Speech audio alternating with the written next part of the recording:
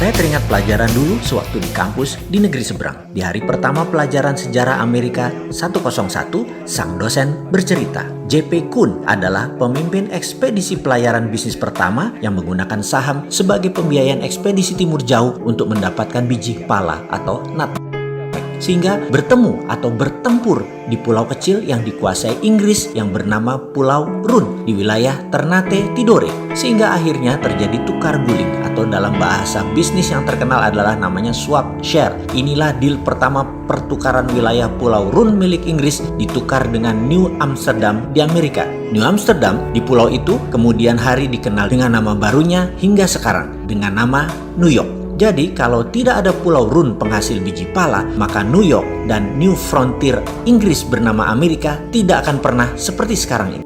Kembali ke kapitalisme modern. Perjalanan Jan Pieter Sun Koen itu memerlukan biaya sangat besar. Karena itu dibuatkanlah sebuah usaha yang bernama VOC, Dutch East Indies Company, milik berbagai pengusaha Eropa berbasis di Belanda. Mengapa multi owners? Karena semakin banyak yang store saham, semakin kecil risiko yang ditanggung dalam perjalanan yang berbiaya sangat besar tersebut. Inilah asal muasal awal kapitalisme modern, yaitu modal bersama, urun dana di bursa keuangan. Maaf, ini juga yang jadi alasan Santara lahir, berdasar dua pengalaman sejarah, Colleganza Venezia dan VOC-nya Belanda.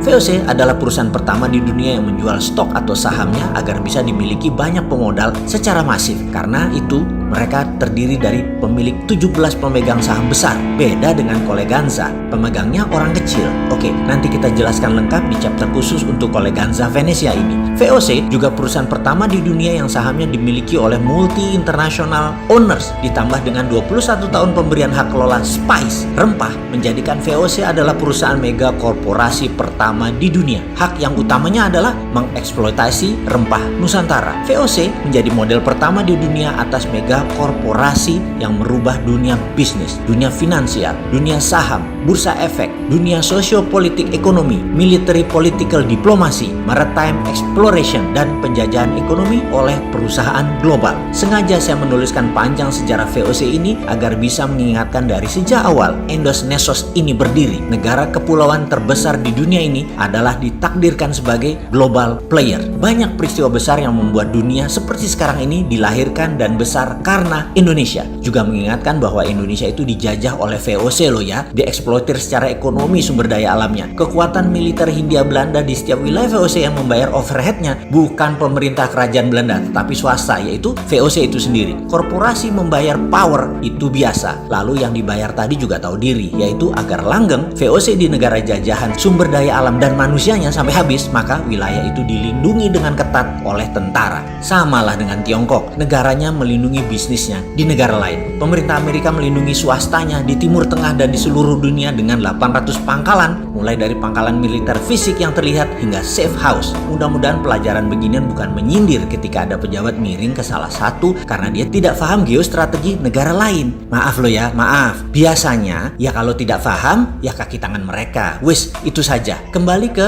VOC di Nusantara. Rebutan nutmeg, biji pala yang di zaman itu lebih mahal dari emas karena bisa menyembuhkan wabah penyakit yang melanda Eropa. Jadi new normal setelah wabah penyakit di Eropa secara singkat adalah Inggris dapat Amerika, Belanda dapat Indonesia. Deal bisnis yang merubah peta politik dunia. Kita lompati sebentar ke masa setelah Perang Dunia Kedua di Indonesia. Seperti tadi kita ingatkan, Indonesia memang ditakdirkan sebagai global player dan ini semua tergantung dari siapa yang mengelola negaranya. Kita semua sepakat bahwa Indonesia ada emas. Budaya logam Nusantara salah satu yang terbaik di dunia. Kesuksesan Majapahit menyatukan Nusantara dengan tanpa tumpah darah adalah menggunakan perjanjian logam. Emasnya Majapahit. Terbukti hingga saat ini ada emas di setiap kerajaan dan kasultanan di Nusantara. Kemudian syarikat dagang yang menyebarkan Islam di Nusantara, terutama tanah Jawa, menggunakan kekuatan emasnya Wali Songo. Hal inilah yang menjadikan Nusantara memeluk Islam tanpa merubah budaya karena masuknya lembut. Asli budaya Nusantara dan kita semua harus berterima kasih kepada Wali Songo dan caranya mereka.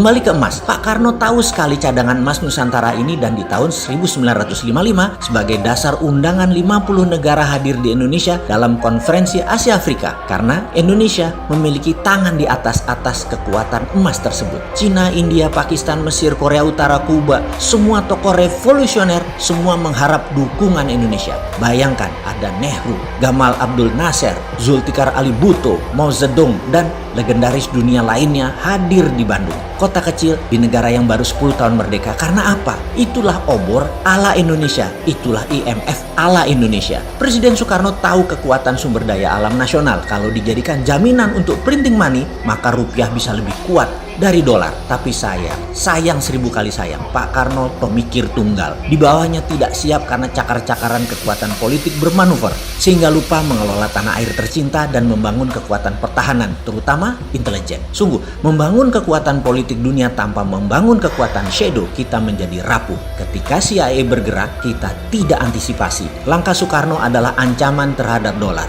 Dan terbukti 10 tahun kemudian CIA berhasil melakukan operasi clandestine menggulingkan Soekarno. Pak Karno menjadi sejarah. Kembali kita ulangi sekali lagi. Sepakat ya, Indonesia ini ditakdirkan memang untuk jadi global player. Kedepan kita harus perbaiki strategi bernegara dalam geostrategi antar negaranya. Inilah kekuatan yang harusnya saat ini diambil alih oleh pemerintah di saat gajah Cina Amerika bersih tegang. Sekarang dunia bergeser lagi peta politik dunia dengan adanya Thucydides trap antara Cina dan Amerika. Bener deh, kita tidak boleh terjebak obor Cina dan strategi keuangan ala IMF-nya Amerika. Kita harus bermain cantik di antara dua kekuatan. Sekedar mengingat, jangan miring ke Amerika, jangan miring ke Cina. Gunakan hati ke depannya di dalam berbangsa dan bernegara. Sungguh, gunakan lebih dari satu hati di dalam mengelola negara. Hati-hati.